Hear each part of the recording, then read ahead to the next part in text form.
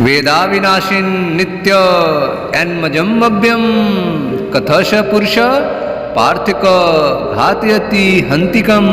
अर्थात हे पृथापुत्र अर्जुन, जो पुरुष इस आत्मा को नाश रहित नित्य अजन्मा और अव्यय जानता है, वह पुरुष कैसे किसको मरवाता है और कैसे किसको मारता है।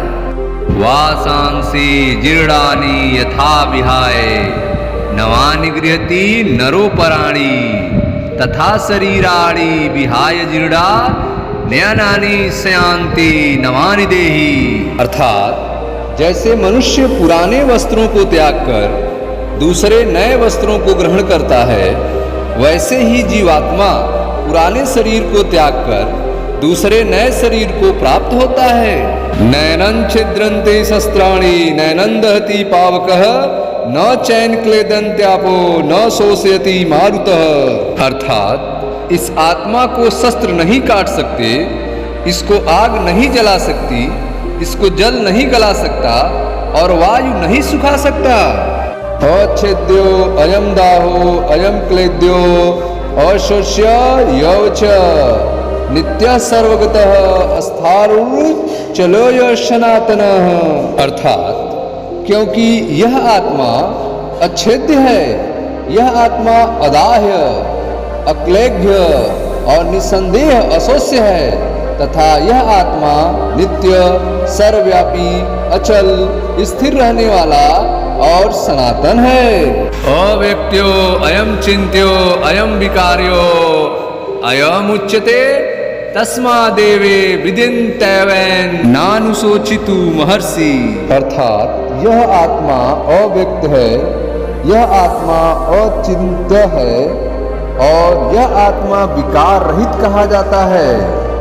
इससे हे अर्जुन, इस आत्मा को उपयुक्त प्रकार से जानकर तू शोक करने को योग्य नहीं है, अर्थात तुझे शोक करना उचित नहीं है। अथ चैनन नित्य जातः नित्यवा मन्यसे मृतम तथापि तो महाबाहो नैव शोचितु महर्षि। अर्थात किंतु यदि तू इस आत्मा को सदा जन्मने वाला तथा सदा मरने वाला मानता हो, तो भी हे महाबाहो, तू इस प्रकार शोक करने को योग्य नहीं है। जातस्य हि ध्रुवो मृत्यु ध्रुवम जन्म मृतस्य च तस्मादपरिहार्योऽर्थे न त्व शोचितु महर्षि। अर्थात क्योंकि इस मान्यता के अनुसार जन्मे हुए की मृत्यु निश्चित है और मरे हुए का जन्म निश्चित है, इससे भी इस बिना उपाय वाले विषय में तू शोक करने को योग्य नहीं है। अव्यक्तादीनि भूतानि व्यक्त मध्यानि भारत अव्यक्त निधान्यवे तत्र का परिदेवना। अर्थात हे अर्जुन, संपूर्ण प्राणी जन्म से पहले अप्रकट थे और मरने के बाद भी अप्रकट हो जाने वाले हैं, केवल बीच में ही प्रकट है। फिर ऐसी स्थिति में क्या शोक करना है।